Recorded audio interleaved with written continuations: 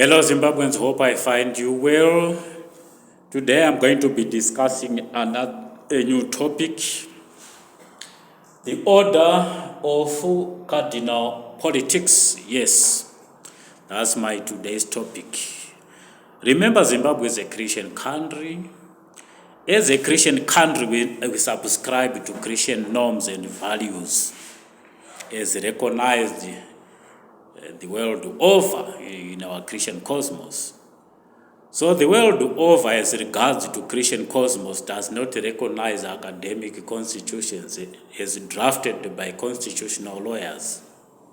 They recognize what we call social contract, begotten from a tripartite forum constituted around traditional, political, and religious progenitors. Progenitors as represented even by each by a progeny. We already know that. So yes, in Zimbabwe as a Christian country, we are obliged to practice what we call cardinal politics, kutonga kwakarurama. So of late we have been trying to do so, but the circumstances on the ground denied us. So yes, today I'm going to be appealing to you, Christian citizenry, that remember, 1980 we got our cardinal independence as regards to politics, which I would like to refer to as political independence. But we were supposed to get 3 forms of independence from Britain, England, and Buckingham Palace. Remember, we got our political independence from Britain, but we are yet to get our religious independence from Canterbury and our traditional independence from Buckingham Palace. So yes, what we need to do first is to identify ourselves within our triumviracy. Triumvirates in our state fortresses are responsible of giving us rulers. Our rulers are constituted around what we call presidium. Presidium is chosen by the triumvirates of state. Triumvirates of state in consultation with our nature of state. The nature of state constituted around Murenga Behemoth, Chiera Leviathan, Gambiza Chinjanja Eagle, and Leopard Simboti. We have already alluded to this position when we qualified the state of our nature and its biodiversity. Remember, in Zimbabwe, we have got so many incarnates and reincarnates who are able enough to interact with the nature of Murenga Behemoth, the nature of Chiera Leviathan, and the nature of Gambiza Chinjanja Eagle, with its priesthood as Simboti leopard. Remember, Britain came here because of a negotiated settlement after a caucus meeting between our own aquatic principalities of Chiera Leviathan and the oceanic principalities of Britannica Leviathan. This is why Mbuyane had to advise us to give the British contingent good hospitality, which we did. But unfortunately, after the suspension of Native Protection Order, everything was in disarray to the effect of waging protracted war against the Chartered State of Rhodesia after the death of Rhodes. And you all know what happened between us Zimbabweans and that political cult, Ian Douglas Smith, who was alien initiated. So yes, after the 14 years of our liberation struggle, codenamed Chimurenga, following the Chiera Leviathan, Chiera of Murenga progenitor. Remember, Chiera is the daughter of Murenga, and Murenga is the father of Chiera. We already qualified our patriotic front along that line. Along the line of Chiera, the spirit of the nation, Murenga, the soul of the nation. Murenga is inspiring Zipra, Chiera is inspiring Zanla. In 1987, we constituted what we call Patriotic Front, and we promulgated 1987 Unit Accord as a cardinal instrument, doubling as a cardinal seal again, cardinal seal of Chimurenga. And we were to then pursue our atonement sessions with our atonement schedule that was given to the Prime Minister by Mzimu Nwera through Ras Changa and his contingent of 7 cardinal stars constituting our atonement special purpose vehicle.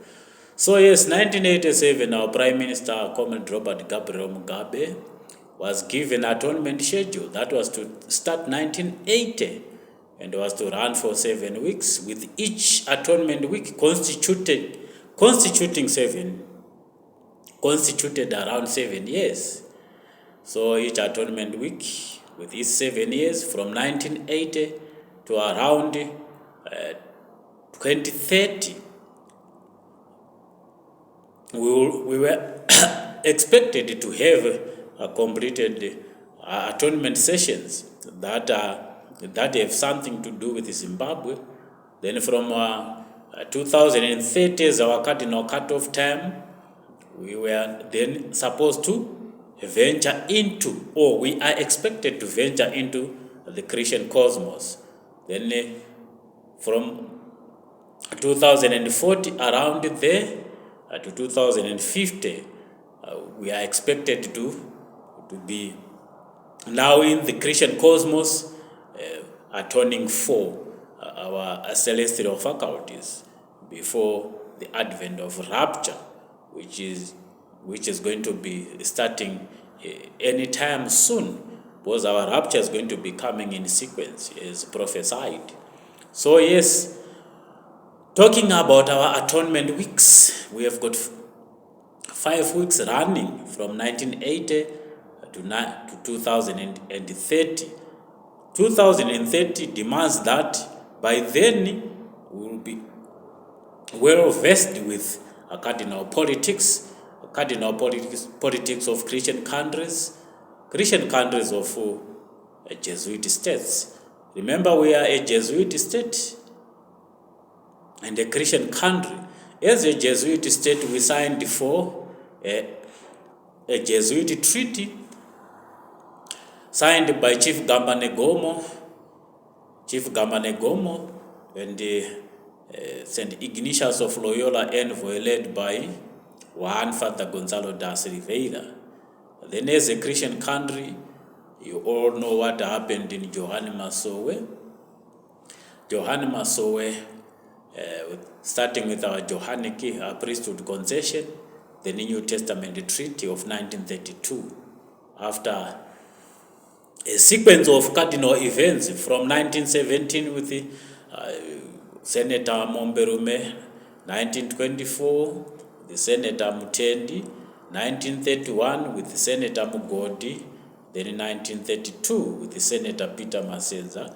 You all know those cardinal transactions to the effect of giving us a cardinal status, giving Zimbabwe a Christian status then. Then yes, today, like I said, I'm discussing cardinal politics. Cardinal politics demands that we restore our Shekinah glory. Shekinah glory is constituted around our state fortresses. State fortresses responsible of giving us rulers. Then the presidium constitutes rulers.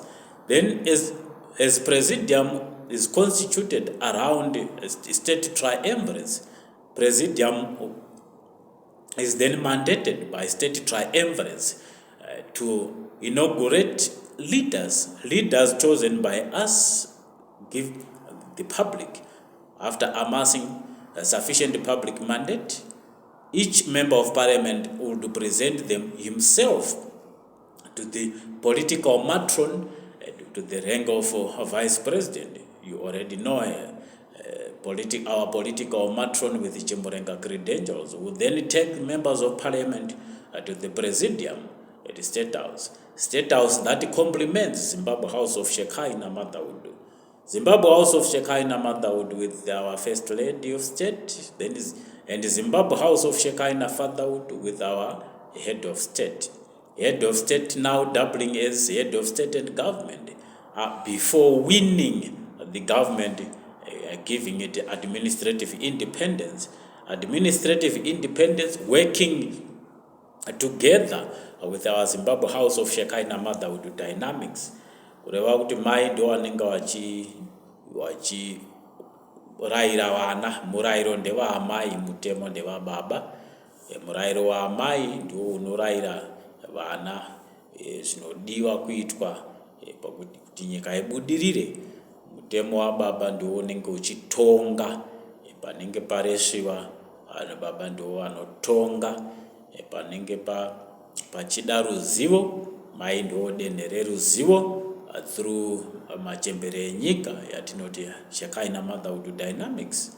So yes, like I said, today I'm discussing the order of cardinal politics. The order of cardinal politics demands that we have the presidium now as our rulers retreating back to the fortresses, giving government administrative independence, with the three leaders being chosen by the presidium before retreating to the state fortresses as rulers. Leaders as chosen by the presidium will then constitute our premiership, a traditional prime minister, political prime minister, and a religious prime minister. What are the duties of these threesome? Political prime minister would then engage with the international world as leading political envoy of the presidium, responsible then of proclaiming our political independence as begotten from Britain. Now in Europe we got our political independence from Britain, but we still have to get our religious independence and traditional independence, which is going to be negotiated by our traditional prime minister and religious prime minister respectively. Religious prime minister would then negotiate for our cardinal or religious independence with the Canterbury, negotiating for the independence of our religious artifacts, and our being is already identified with Christianity. Then our traditional prime minister is also responsible of negotiating for the independence of our traditional culture by getting back our traditional artifacts. You know, we have got trophies. They call them trophies, but misore ana sekuru wedu anana sekuru Chinenkundu anana sekuru Chingaira Chief Makoni. Zvese izvozvo zvinoda kunegotiate, but hatiende tiri jakara, tinoenda tiri organized. Ndimi echitendero inoendawo paCanterbury, ndimi yepolitics inopindawo kuBritain, ndimi yechivanhu chedu inenge ichidirectwawo Buckingham Palace. Ndo mamiriro azvinenge zvakaita envoy yedu kuti tive very successful in negotiating for re-engagement tichipinda mune yatinoti Christian cosmos. Saka utungamiri hwedu manje ndio unofanira kutanga wazivikanwa musiyano wawo nevatongi. Vatongi vedu ndiye yatinoti presidium, vanosarudzwa nerushanga. Rushanga runenge rwanzwa ndimi yemudzimu unoera unotaura kuburikidza nevayera vatinoti vayera vedu, vayera vemumvura vatataura the Chiera Leviathan parameters kana principalities, totaura principalities of our national soul inenge evolve around murenga behemoth, totaura nezve chemberedze ndarama, chinjanja gambiza, the eagle, tinointeracta futi nawo, kune izwi rinotaura nesu ikoko richitikotsvera, totaura zvakare nesimboti yatoti leopard, patinenge taakuita redeem kana kusunungura atinoti ma7 altars of state, tinenge taakushanda nana simboti nana sekuru tangwe zvichienda zvakadaro. Saka zvazvinoita manje ndezvokuti kana taakuda kuita re-engage neyatinoti international world, tinotungamidza prime minister iyaya, prime minister wedu anenge akamirira nhau dzechiwanhu chedu, prime minister anenge akamirira nhau dzechitendero chedu, prime minister anenge akamirira nhau dzepolitics dzedu. Saka what happened is the world over, like taking for instance Britain as a case study. Britain got its political independence from Italy. Remember Italy, the Roman Empire. After getting their political independence from Rome, from Italy, they got their Cardinal or religious independence from Rome. Remember, Church of England was constituted around Catholicism. So Catholicism in England was transformed to Anglicanism. So after winning away from Catholicism, England then constituted its own Church of England, which we call Anglican. Then they also got their traditional independence from Italy, from the system of paganism to system of royalty. This is what we must also do as Zimbabweans. We must get our political independence for sovereignty. Then we must get our traditional independence to preserve the texture of our traditional culture. Its moral fabric must not be tampered with by westernized cultures. We must also get our religious independence. Remember, we said all conventional churches were crystallized in our tradition, in our religious fortress. Remember, all conventional churches came as Anglican, then was indigenized as Johane Masowe. Salvation Army was indigenized as Nyenye Zinomwe. AFM of Kruger was indigenized na Baba Mugodi kuwedza chitope mushangaro Pentecost. Then the Methodist was indigenized na Maichaza and obva ya bara chana amai chaka kombe chakavhumbamira chiremba chamukwati. Chiremba chamukwati chakavakirwa guta na amai, guta rine mapurisa anotochengeta chiremba chamukwati, waya vanonzi wekwamai Charles kana kuti guta raJehovha or guta raMwari. Saka eventually, before rapture, we must identify ourselves with Pan-Africanism, the glory of Pan-African kings. We must identify with our own kingdoms. Remember, African kingdoms are regarded by Daniel chapter 2 as clay kingdoms, and the European kingdoms are regarded as iron kingdoms.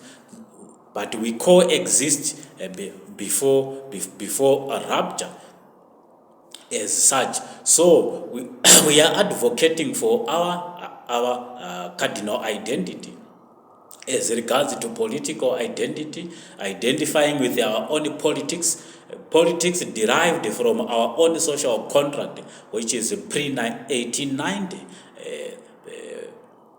Then identify ourselves with our own traditions, traditional culture, preserving the texture of our moral fabric, in the restoration of Shekinah glory and cardinal decorum. Magariro edu tsika nehunhu hazvifaniri kucontaminatwa, tinofanira kuzvichengera nekurumuka kubva kuma-westernized influences, kureva kuti our traditional culture must divorce itself from Western cultures. Our political systems must also divorce from political systems which are Eurocentric or Westernized, as well as our religion. Remember, we evolved as of Morenga priesthood. So Morenga priesthood evolution demands that we identify ourselves with the nature of our Johane Masowe domains that we already know. Ndo nhau yatati tigoerana. Saka nhau yedu inotangira pakukudzana, vatongi vanobva murushanga special purpose vehicle ye-atonement inocreata ma-atonement chambers. Ma-atonement chambers atakataura kuti they establish a soft landing, political soft landing, traditional soft landing, then a religious soft landing after defaulting in many ways. Kureva kuti pane kutadza kwese kwatakaita kune muzera usingagoni kumira pamberi pevanhu uchibvuma kuti ndakatadza. Saka izvozvo zvinenge zvakuitwa nevaprista verushanga vanenge vakucreata nonzi dendemaro for a soft landing, kureva kuti tinenge takupuhwa new chapter. Munongoudzwa kunzi zvakare zvapfuura, taakukumbirwa kuti tichirarama zvitsva izvi zviri kuti nokuti topuhwa murayiro uchibva kumachembere edu, topuhwa mutemo uchibva kuharawa dzedu, kureva kuti tinenge taakufamba takajega ruoko rwerudyi nemutemo wababa, ruoko rweruboshwe nemutemo wamai. Mai venyika nababa venyika ndo vatinenge taakutsaura tichiti baba wedu Zimbabwe House of Shekinah Fatherhood inonzi State House, mai wedu Zimbabwe House of Shekinah Motherhood Dynamics inonzi Zimbabwe House kana kuti Zimbare Mabwe. Ikoko ndo kune matare mazhinji enyika, matare erushanga kana kuti state anenge ari kunana baba. Kuna baba uko kunenge kuine dare rinotangirawo museneti richikwira, kuna ana mai uko kunenge kune dare rinotangirawo muparliamende richiuya padare raana mai. Mudare raana mai ndo munenge mune ma-prime minister, mudare raana baba ndo munenge mune ma-presidents. Saka mudare raana mai nema-prime minister ndo atataura ma-prime minister matatu anoenda kunorumura Zimbabwe as a state from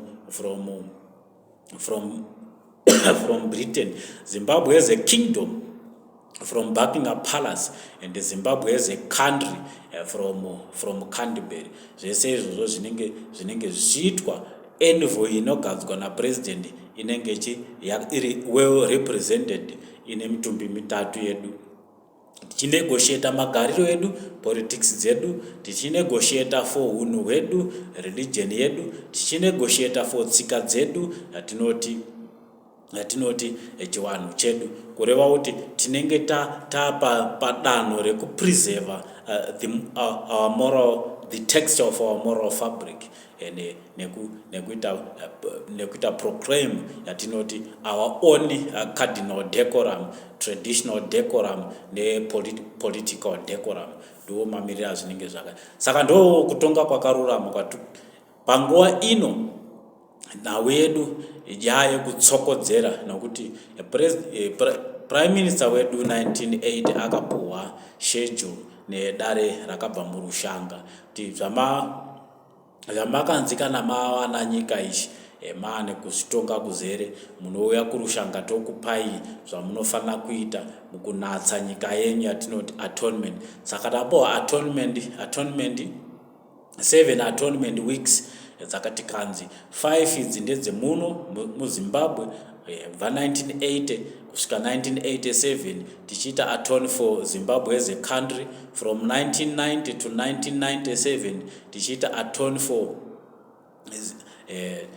atone for infrastructure, maofisi akasiwa nemabwidi atinoti ma-political oracles, ma-alliance.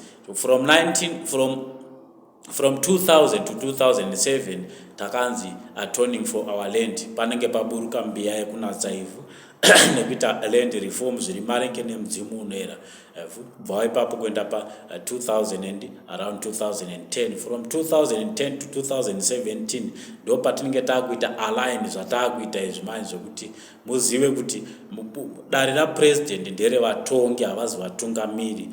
Dare rinotungamira rinowanikwa mugovernment panenge paine mitumbi mitatu yaprime minister ndo inotungamira, mitumbi mitatu yapresident ndo inotonga. Kutonga nekutungamira zvakasiyana. Izvo patinenge tichizvisiyanisa kudai ndio inonzi reconciling our leadership triune and its rulership, kureva kuti utongi neutungamiri unenge uchienzaniswa kubva 2010 kusvika 2017, of which ndo zvatakaita, though zvakaitwa kumweya zvikazoinspire namukwati paakaita inspire public uprising against status quo yanga iripo, to the effect of ushering new dispensation yakauya nesecond republic.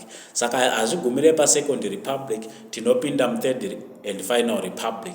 Saka kubva pa 2020 kusvika pa 2030, which is our cardinal cut-off time before venturing into Christian cosmos, kureva kuti ipapa tinenge takuti atone for our state, takutsaura matare vatongi nemadzishe vanenge vari kurushanga ndo vanochengera nyika, toto vatungamiri members of parliament necabinet ndo vanoshandira nyika. Ava vachichengera nyika sevatongi, ava vachishandira nyika, vachishandira kunyika kudaro vanenge vachitongwa our celebrated presidium inenge ichishanda nemasecurocrats. Kuona kuti hapana here pari kucompromiswa ava yatinoti sovereignty. Ndo mamiriro azvakaita.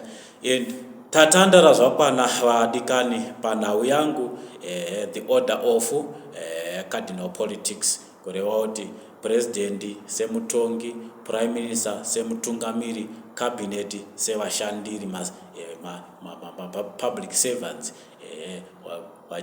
mukushanda kwavo vanenge vachikotserwa nedare ranamai. Dare raamai ndo rinotipa vakunda wedende maro.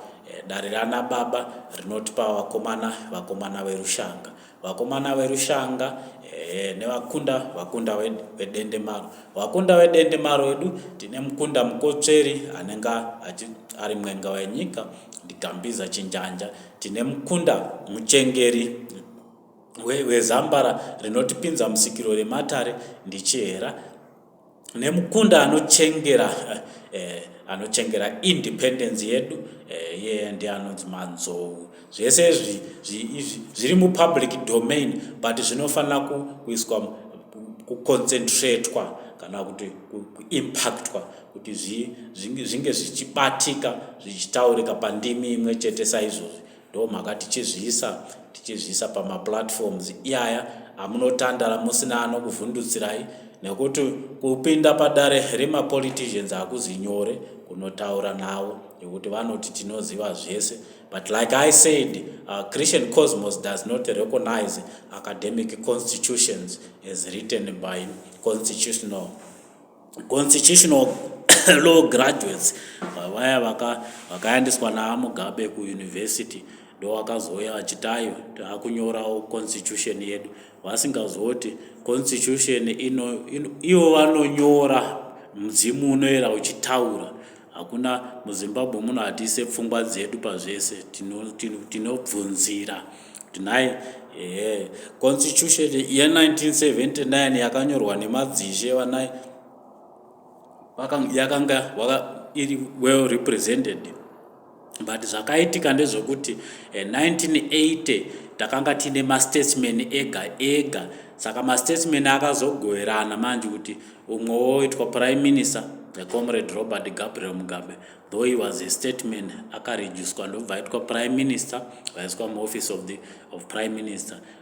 Another statesman, comrade Kenan Banana, vaitwa president. But in 1989 ndopakazonzi ngatimbosuspende office ya prime minister tisare na head of state obva aberekeswa government ya prime minister, nekuti prime minister anga asisipo. Zvinzi patinenge tichiita ma-atonement sessions yedu ane ma-7 atonement weeks, of which 5 dzakapuwa patriotic front.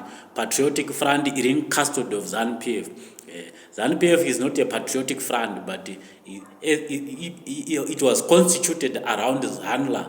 Then ZAPO was constituted around ZIPRA. Saka ZANLA neZIPRA ndo wakabatanzwa vayanzi patriotic front, vaiswa in custody of ZANU-PF because of the proximity to Masowe.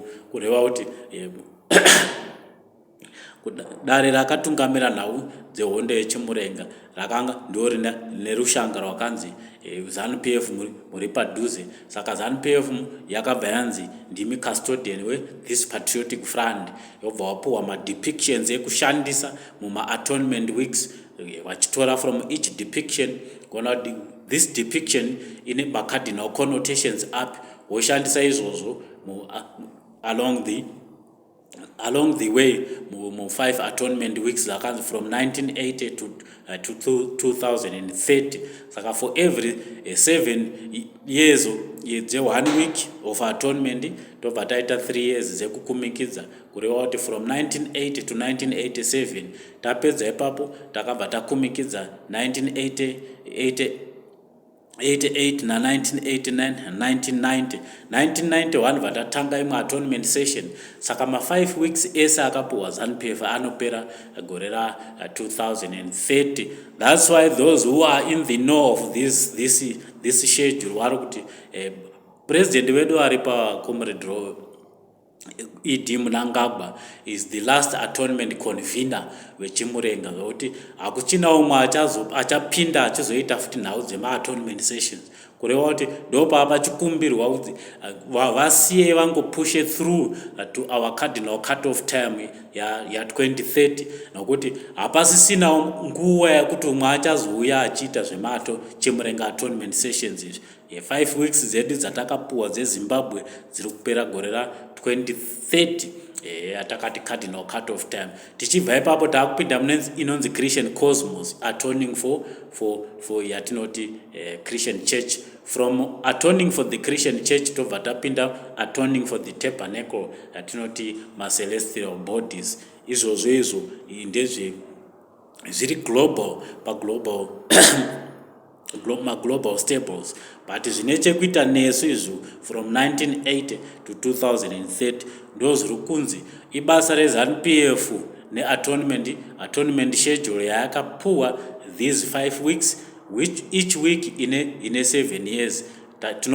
Ndogara kutaura nezvema-atonement weeks iyaya zvati kunongova kudzokorora, but our cardinal cut-off time for sure is 2030. Kureva kuti mberi uko kunenge kwakuda kwaMwari after comrade His Excellency Dr. E.D. Mnangagwa mukawatendera kuti wasvike pana 2030. Mudzimu unoyerawo muprofita wedendemaro pamwe kuda anenge achingurwa, nokuti muprofita wedendemaro ane nguva achigogodza pamusuwo wa His Excellency Dr. E.D. Mnangagwa, musuwo wepresidium. Aifanira kunge akagamuchirwa around 2018 ndo pakaburuka mutumwa wedendemaro, nokuti wakanzi Zimbabwe, independence yeZimbabwe igasva kana isina dendemaro rinopreserve that independence. Ndo patataura chiti tine mitumbi mitatu yedendemaro: traditional dendemaro, political dendemaro nereligious dendemaro. Zvino zvedu toita identify with the nature of Zimbabwe as a state in this geopolitical space yatinoti Zimbabwe. Ndo mamiriro azvakaita. Ndatenda hangu adikani, ndatenda Zioni.